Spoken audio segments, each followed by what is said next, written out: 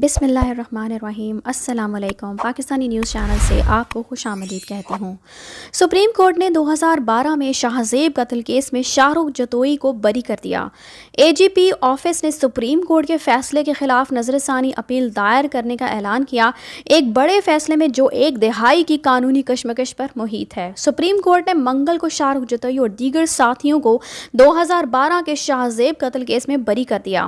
Justice اعجاز الحسن کی سربراہی میں جسٹس منیب اختر اور جسٹس سید مظاہر علی اکبر نقوی پر مشتمل 3 رکنی بینچ نے کیس کی سماعت کی۔ مقدمہ جتوئی اور اس کے ساتھی سراج علی تالپور کے معمولی جھگڑے کے بعد دسمبر 2012 میں کراچی کے ایک پوش علاقے میں 20 سالہ شاہ زیب خان کے قتل سے متعلق تھا، جنہیں انسداد دہشت گردی کی عدالت نے سزائے موت سنائی تھی۔ سراج کے چھوٹے بھائی سجاد علی تالپور اور گھریلو ملازم غلام مرتضی لاشاری کو عمر قید کی سزا سنائی گئی تھی۔ منگل کی سماعت کے دوران جتوئی کے وکیل لطیف کھوسا نے دلیل دی کہ فریقین پہلے ہی ایک معاہدے پر پہنچ چکے ہیں، ملزم کا دہشت پھیلانے کا کوئی ارادہ نہیں تھا۔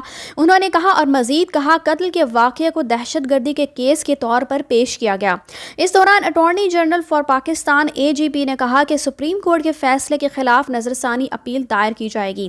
سابق ڈپٹی سپرنٹینڈنٹ پولیس اور اورنگزیب خان کے بیٹے شاہ زیب خان کو 24 دسمبر 2012 کی شب کراچی کے ڈیفنس ہاؤسنگ اتھارٹی DHA میں سبا ایونیو پر فائرنگ کر کے قتل کر دیا گیا تھا۔ شاہ زیب اپنے اہل خانہ کے ساتھ شادی کی تقریب سے گھر واپس آیا تھا کہ ملزم کے ملازم نے اس کی بہن کو زبانی طور پر ہراساں کیا۔ اس نے ملزم کا سامنا کیا اور معافی مانگنے کا مطالبہ کیا، تاہم ملزمان نے اپنے ملازم کے رویے پر معافی مانگنے سے انکار کر دیا۔ یہ معاملہ بظاہر اس وقت حل ہو گیا جب شاہ زیب کے والد نے مداخلت کی اور اپنے بیٹے اور دوسرے فریق دونوں کو منانے کی کوشش کی۔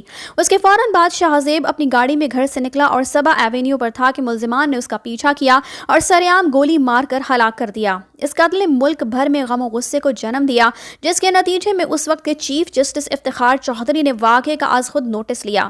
جون 2013 میں انسداد دہشت گردی کی عدالت ATC نے شاہ رخ اور سراج تالپور کو سزائے موت، جبکہ سجاد تالپور اور غلام مرتضی لاشاری کو عمر قید کی سزا سنائی تھی۔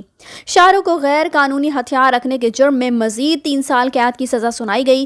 ATC نے مجرموں کو ہر ایک کو 5 لاکھ روپے جرمانہ ادا کرنے کی بھی ہدایت کی۔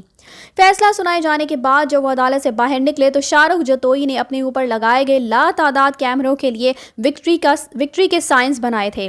اس رویے نے ایک بار پھر سول سوسائٹی کی طرف سے مذمت کی، تاہم فیصلے کے چند ماہ بعد متاثرہ کے والد نے ملزم کو معافی دے دی۔ اطلاعات کے مطابق معافی دباؤ کے تحت دی گئی۔ اس کے بعد مجرموں نے فیصلے پر نظر ثانی کے لیے دوبارہ سندھ ہائی کورٹ SHC سے رجوع کیا۔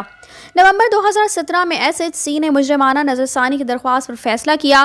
2 ملزمان کو دی گئی سزائے موت کو ایک طرف رکھا اور دوبارہ مقدمہ چلانے کا حکم دیا۔ وکیل دفاع نے استدلال کیا تھا کہ دہشت گردی کے الزامات کو خارج کیا جائے کیونکہ جرم کے وقت مرکزی ملزم نابالغ تھا۔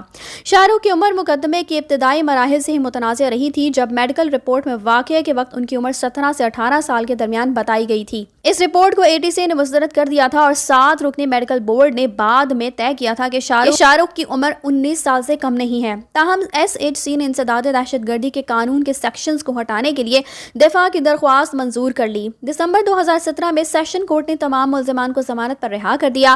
اس اقدام نے سول سوسائٹی میں ایک بار پھر غصے کو جنم دیا اور متعدد کارکنوں نے SHC کے فیصلے کے خلاف سپریم کورٹ سے رجوع کیا۔ کارکنوں میں جبران ناصر، جمشید رضا محمود، عافیہ شہربانو ضیاء، نعیم صادق، ناظم فدا حسین حاجی، ذوالفقار شاہ، عقیلہ اسماعیل، فہیم زمان خان اور نازیہ سید علی شامل تھے، جنہوں نے سپریم کورٹ میں ایک فوجداری درخواست دائر کی تھی جس میں سندھ ہائی کورٹ کو چیلنج کیا گیا تھا۔ معروف وکیل فیصل صدیقی کے توسط سے دائر درخواست میں موقف اختیار کیا گیا کہ جس شہر میں شاہ زیب کو قتل کیا گیا تھا اسی شہر کے رہائشیوں نے ATA کی دفعات کو لاگو نہ کرنے اور سزا کو کالعدم قرار دینے کے SHC کے حکم کو چیلنج کرتے ہوئے چھٹی سے متعلق اپیل دائر کی تھی۔ ٹرائل کورٹ درخواست میں کہا گیا تھا کہ بہیمانہ قتل کے واقعے نے عام لوگوں میں خوف اور عدم تحفظ پیدا کر دیا ہے۔ سول سوسائٹی کے ارکان نے دعویٰ کیا تھا کہ علاقے کے مکینوں میں خوف و ہراس نے ان کے لیے مقدمہ درج کرنے کے لیے کافی بنیادیں فراہم کی، حالانکہ وہ مقتول کو براہ راست نہیں جانتے تھے۔ ان کا کہنا تھا کہ وہ ذاتی طور پر اس قتل سے خوفزدہ تھے۔ فروری 2018 میں SC نے سول سوسائٹی کی درخواستوں کو از خود نوٹس میں تبدیل کر دیا اور دوبارہ ٹرائل کا حکم دیتے ہوئے 2017 کے SHC کے فیصلے کو ایک طرف رکھ دیا۔ عدالت عظمیٰ نے ملزمان شاہ رخ، سراج اور سجاد کے خلاف بنائے گئے دہشت گردی کے الزامات کو بھی بحال کر دیا، جنہیں SHC نے ہٹا دیا تھا۔ سپریم کورٹ کے بینچ نے فیصلہ دیا کہ سیشن عدالت کی جانب سے ملزمان کو دی گئی ضمانتیں خلاف قانون ہیں۔